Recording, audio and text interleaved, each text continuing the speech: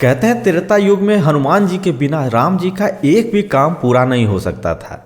लेकिन क्या कलयुग में भी हनुमान जी की जो धारणाएं हैं, जो उनका वजूद मिलता है, वो भी सत्य है? तो एक आपको कहानी के माध्यम से, जो कि ये चूंकि आपके जो सरकारी दस्तावेज हैं उसमें भी इनका जिक्र है, और एक नहीं कई बार जिक्र हो चुका है कि जो अयोध्या में बाणा सेना रह रही है वो हमेशा से कुछ ना कुछ अद्भुत चमत्कार करते रहते हैं। तो आज इन्हीं सब चीज़ों पे बात करेंगे कि वहाँ के हनुमानगढ़ी में हनुमान जी का क्या रोल है, कितना वो भव्यता है, क्या उनकी महानताएं हैं, उस सब को आज इसी एक वीडियो में हम लोग कवर करना चाहते हैं। बात है सन 1986 की, जिसके सरकारी दस्तावेज में पता चलता है कि एक जज अपने जो सुनवाई कर रहे हैं भगवान राम के रामलला मंदिर के बारे में, एक काला बानर आके वहाँ पे हमेशा बैठता है और उसके छवि में हनुमान जी की छवि दिखती है, उनके चेहरे पे हनुमान जी की छवि दिखती है उन जज को। और बात यहाँ तक ये कि अलौकिक शक्ति ऐसी थी कि उनको उस पक्ष में निर्णय देना ही पड़ा, और वो बाकायदा एक लेटर में भी लिखते हैं कि किस तरह से उन्हें जो है एक दैवीय शक्ति की अनुभूति होती थी।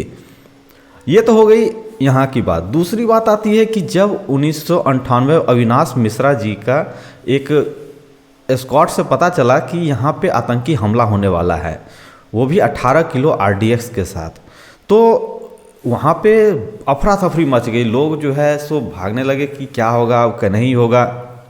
जिनके सारे बमों को निकाल लिया गया, उसके बाद एक बम बचा था जो मिलते ही नहीं मिल रहा था। और देखते हैं कि एक कोने में बैठा हुआ कूलर पे एक बंदर क्या कर रहा है कि उस बम का जो तार है उसे चबा रहा है अपने दांतों से। अब वो दांतों से चबा रहा है और अविनाश मिश्रा जी देख रहे हैं कि भाई ये क्या हो रहा है। तो अभी एक ही फिल्म आया था इंस्पेक्टर अविनाश करके, उसमें आपको वो चीज़ें दिखेंगी कि रामगढ़ी में जो पाकिस्तान की हरकतें हैं वो कभी पूरा तो होता नहीं है लेकिन फिर भी कोशिश करते रहता है। तो वहाँ पे सबसे ज़्यादा इकट्ठा हुआ और वहाँ पे हनुमान जी के द्वारा उस बंदर का रोल था कि 3 सेकंड पे जाके वो बम रुक गया। अब मान लीजिए सारा बम निकाल लिए, एक बम भी फट जाता तो बम फटने का मतलब क्या होता है, एक फटे या 10 फटे, फटना तो फटना ही है ना, उसमें जान माल की क्षति तो होगी ही।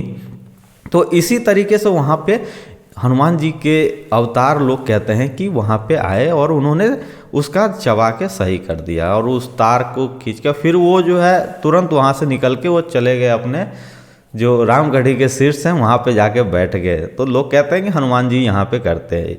एक किस्सा और आता है कि महंत जी वहाँ पे 2005 की घटना है ये 2005 में वहाँ पे आतंकी घटना होना था। 5 आतंकवादी आए थे, उसमें सबसे ज़्यादा घातक था कि एक मानव बम भी आया था। मानव बम ये होता है कि उसकी बुद्धि तो ख़त्म हो जाती है, वो अपने आप को भी चिथड़े उड़ा सकता है।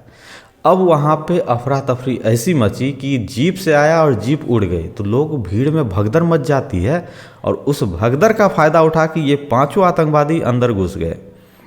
अब वहाँ के जो मेन मठाधीश थे वो कहे कि अब तो कोई उपाय नहीं है, अब जो करेंगे हनुमान जी करेंगे। उनके एक सहायक थे जिनको बोला गया कि आप जाइए हनुमान जी से गुहार लगाइए कि आज अगर एक भी आतंकवादी घटना होती है तो एक भी लड्डू आपको नहीं चढ़ेगा। ऐसा ही करते हैं। उनका बयान भी सुन लीजिए कि एक ही लड्डू चढ़ाने के नहीं सुनने के कारण हनुमान जी बोले कि भैया नहीं चढ़ेगा, जाके देखो। उनको अंतर ध्यान आत्मा में आया कि अब जाके देखो कि क्या हुआ।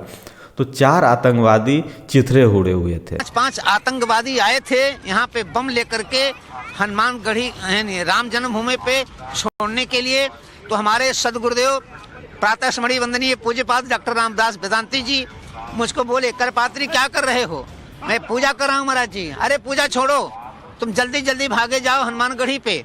और मैं राम जन्मभूमि पहुंच गया हूँ। रोने लगे, कहा आज हमारे रामलला के ऊपर बम विस्फोट हो जाएगा। 5 आतंकवादी बम लेके पहुंच गए हैं। आप पहुंचो हनुमानगढ़ी पे और हनुमान जी से कहो कि यदि एक भी बम विस्फोट हो गया तो एक भी लड्डू हनुमानगढ़ी पे कोई नहीं चढ़ाएगा। हम जान जाएंगे अयोध्या में हनुमान जी नहीं है। मैं एक गमछा लपेटे हुए दौड़े दौड़े हनुमानगढ़ी पे पहुंचा, सर पटक दिया, रोने लगा। हमने कहा हनुमान जी 5-5 आतंकवादी आ गए हैं, गुरुदेव वहां पर हैं, अगर एक भी बम फूट गया तो निश्चित तौर से मैं तो आपके यहाँ लड्डू नहीं चढ़ाऊंगा और किसी को चढ़ा नहीं दूंगा। एक आभास सा हुआ मुझको, एक सिहरन सी हुई मुझके, एक आवाज सी मेरे अंतरात्मा में आई कि दौड़ो जाके वहां पहुंचो जहां आतंकवादी हैं। जब तक मैं अयोध्या का राजा हूं, अयोध्या में हूं, तब तक जो है बम विस्फोट नहीं होने पाएगा।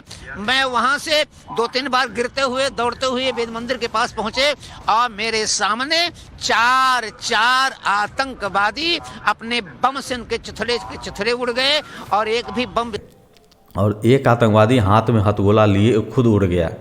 तो ऐसा चमत्कार अयोध्या में आपको देखने को मिलेगी, क्योंकि मीडिया और इस तरह से कुरीति शक्तियाँ ऐसी लगी हुई थी कि राम मंदिर के बारे में जुड़ी हुई कोई भी आस्थाएं बाहर नहीं निकलनी चाहिए। लोग को ये नहीं लगना चाहिए कि सनातन धर्म इतना महान है कि इनके भगवान इनके साथ ही रहते हैं, कोई आसमान से उतर के नहीं आते हैं। हम लोग को जब भी दिक्कत होता है सीधा सामने में भगवान के कहते हैं कि आपने गलती किया है, आपको ही सुधारना पड़ेगा, वो हमारे साथ रहते हैं। हम ये नहीं कहते कि जो देखेंगे भगवान देखेंगे, भगवान हमारे साथ हैं, सामने में चलिए अभी फैसला कर लेते। इसीलिए मंदिर बनाया जाता है कि वहाँ पे वो विराजमान है, वो हमारे साथ रहते हैं, उनको पता है कि इसका कष्ट क्या है। वो धरती पे आते हैं, रोते हैं, बिलखते हैं, एक मानव की तरह रहते हैं। तो राम जी के बारे में कोई भी अगर इस तरह से अपशब्द कहता है कि आपके भगवान रोते हैं, बिलखते हैं, सही है, हमेशा बिलखेंगे, क्योंकि वो हमारे साथ हैं, हमारी दुख पीड़ा को समझते हैं। इसीलिए भगवान रोते भी हैं, अपनी पत्नी के लिए, अपने बच्चों के लिए हमेशा रोते हैं।